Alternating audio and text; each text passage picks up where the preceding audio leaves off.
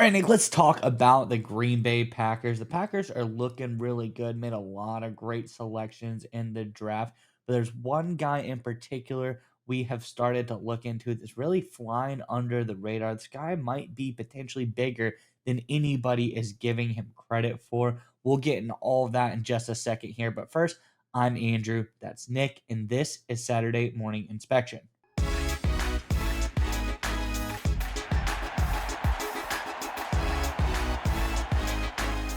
All right, Nick, as I alluded to, the Packers have gotten a great under the radar young player here. I don't think people are really giving this guy enough attention. Of course, we're talking about young defensive player Baron Serell, the edge out of Texas. We've seen this happen before. Last year, the Packers, they get Edrin Cooper, great player, but turned out to be even better, I think, than people were expecting him to be. Superstar already on this team, but they might have done it once again here with Serell. Let's get into the data and we can break it all down on the other side. So this first tweet here is over from at Notions of Nick, not to be confused with my co-host Nick. Says Baron Sorrell has the ability of a Jared Verse like impact this season. Very, very high praise coming from the defensive rookie of the year, Jared Verse. A comparison like that really, really great here. But when you look at Sorrell versus Verse, you see their RAS score, relative athletic score here. You can see very similar. There's got a lot to like here. Verse is better in some categories. Obviously, he was a first round pick. Sorrell is a better in some categories, which is also very interesting to me. Both are really similar. So I think when you look here and go down this list of this RAS score, Sorrell on the left, Verse is on the right, you can kind of see there are a lot of similarities. Good quickness, good 40-yard dash time, very similar right there. They have good strength in their bench presses. Their size is very comparable, virtually identical when you're saying 6'3" for both of them. Sorrell, a little bit more weight on him, 2 pounds more if you want to consider that, but virtually identical size wise. Then you go through, Verse has him beat on the lateral agility and vertical jump, where Serell has him beat in a shuttle cone change of direction, really, and then he broad jump as well. So these guys, where one gives, the other takes. So they're very similar, a lot to like here from Baron Serell and Jared Verse. But when you break it down even further and you look at these guys' college production and what they were doing coming out of school, it's very eerily similar how alike these guys are. And that brings me to our next graph here showing Baron Sorrell versus Jared Verse coming out of college. And just to refresh everyone's memory, I know you know Sorrell, but Baron Sorrell, round four, pick 124. Jared Verse was round one, pick 19 here. And we look at what they've got going on. There's a lot to like here. First off, we see on the far left hand side their RAS scores. We just looked up, but 9.31 for Sorrell, 9.65 for Verse. Very close, a lot to like there. You look at sacks. Let's look at the production. How are they going to get to the passer? Baron Sorrell, 9 sacks his last year in college. Jared Verse, only 8. So Sorrell edges him out a little bit there. Let's look at stops. Baron Sorrell, 25 stops his last year in college. Just a good amount of stops there. Jared Verse, 19. So again, edging him out a little bit there. It does edge, just flip a little bit at the end. So there's a reason Jared Verse was a first round pick. But finally, let's look at run defense here. 73 run defense grade for Baron Sorrell versus Jared Verse at 63.6. So throughout this whole chart so far, Baron Sorrell a little bit better in a lot of different categories than Jared Verse. But finally, we get to the end. This is where Jared Verse made his money. This is why he was a first round pick and not a fourth round pick like Sorrell. 90.3 pass rush grade for Verse versus 74.6 for Serell. But overall, when you look at these guys, they're not too far apart.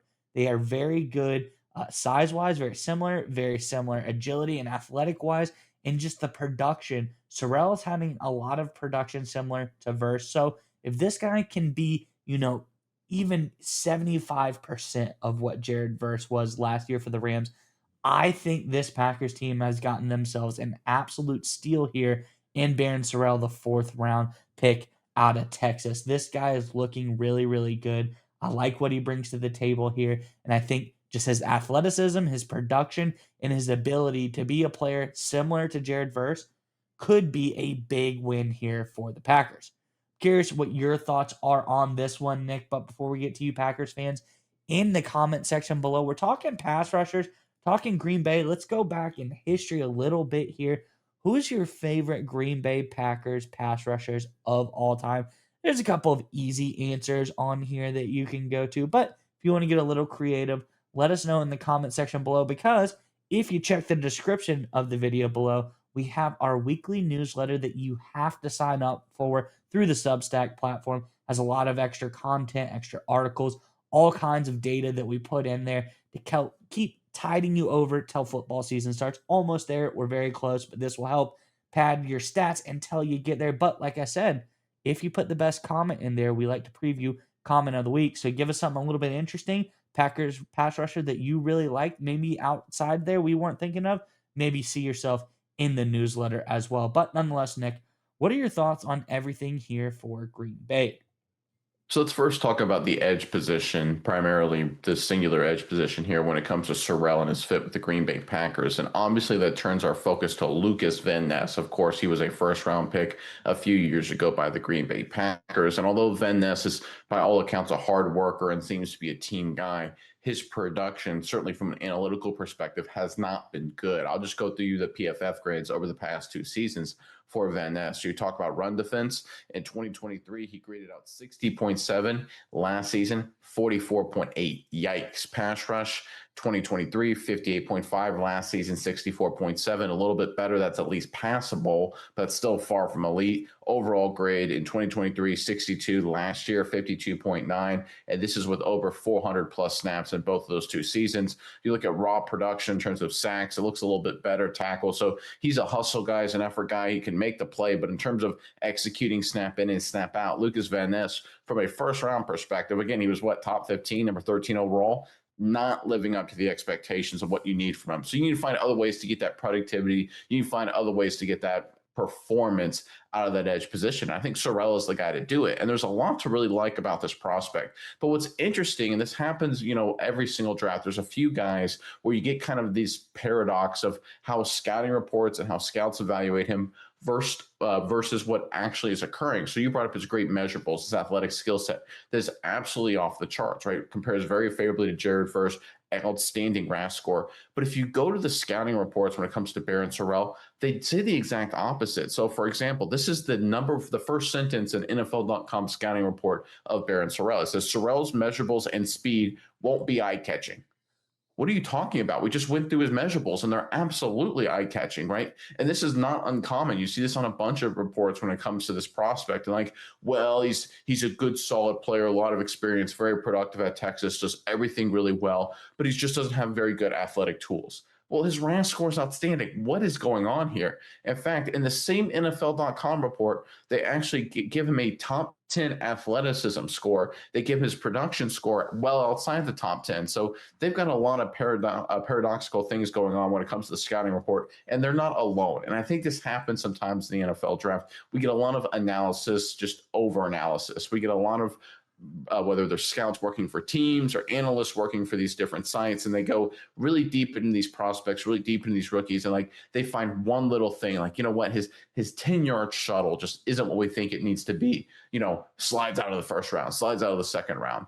And that happens a lot. We see there's a reason why you have great prospects that fall out of the first and second round all of the time. And I think Barron Serell is that kind of prospect. If you look at his career at Texas, and again, he was surrounded by a lot of really good players. Texas has been one of the more talented teams in all of college football the past 3 seasons. And yet during that same time frame of the past 3 seasons, Serell started 40 games. He was consistent. He was productive day in and day out, snap in and snap out. He did his job and did it at a high level. He's consistent across the board, good run defender, good pass rusher, productive player. You brought up all of his numbers there. I think he's a guy that slides perfectly in. He's one of these weird mid-round draft picks that could potentially be a day one starter and just come in and contribute at a high level. Now, I'm not guaranteeing that will happen. We'll have to see how things shake out over training camp, of course. But for a guy in Barron Serell, who I'm going to admit was totally forgotten by a lot of people, myself included. I saw the draft news, of course, when they selected him, and you get the early reports and all that kind of stuff.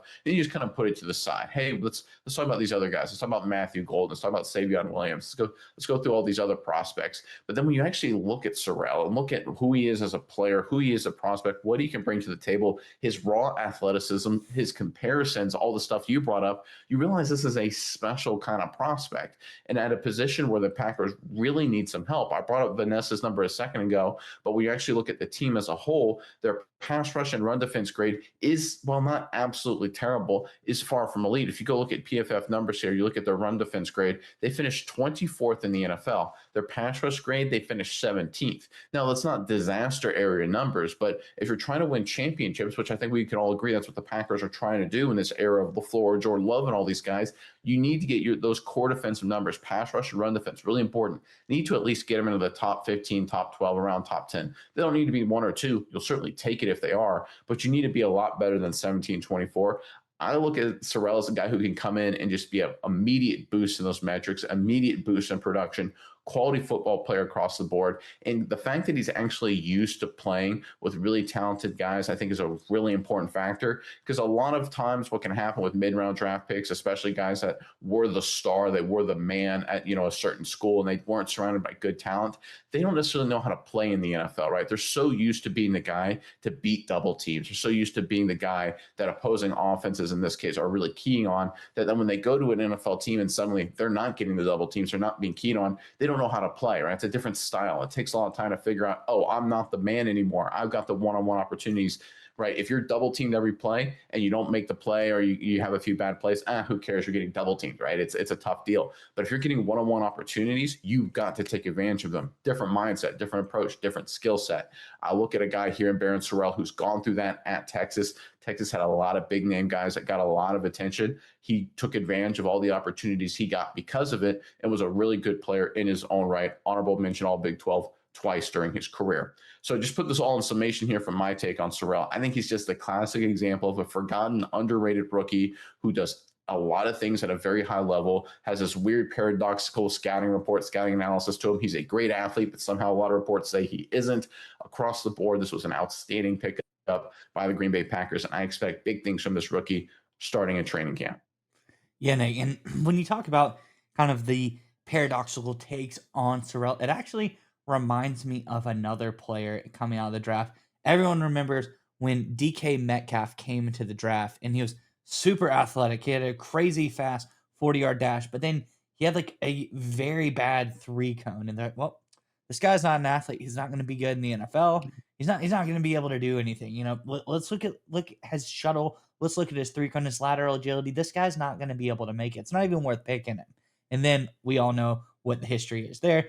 He's been a pretty good player, I would say, throughout his tenure in the NFL. So I think sometimes these scouting reports, they, like you said, they go too deep on one little thing. They don't see the whole embodiment of the picture. And I think that's one thing a lot of people, either they look at just the stats or they look at just the athleticism. They don't really combine things together too well to get the whole picture. Because when you put the picture together for Sorrell, it looks really good. A great RAS score, minus maybe one or two things, but even then, he was decent there. I wouldn't say he was terrible as far as the things he was deficient in on his RAS score. You look at his productivity, this guy is really, really good. He was very productive his last year at Texas, saying he played against the best competition in the country in the SEC at Texas. So this is a guy who really, I don't think there's anything not to like about him. I think he's a really great pickup. I think this Green Bay team could use him, like you said. Their pass rush grades, not necessarily the worst in the league, but they're not good. They're not, championship caliber team grades. They really need some upgrades. And I think a guy like Barron Sorrell being able to slot into this team, if he can get some good work in, would be a really great addition to this Packers unit. They've got the offense set. We love what's going on offensively. Matthew Golden addition. The offensive line's really turning around. Josh Jacobs, I think he's going to be a solid running back for this team for the next few years. This team is looking good, but if they get a little better pass rush, they build off of adding a guy like Edrin Cooper in the linebacking core. This team's going to look really, really good, and I think the Packers could have a chance to be serious playoff contenders with a guy like Barron Sorrell.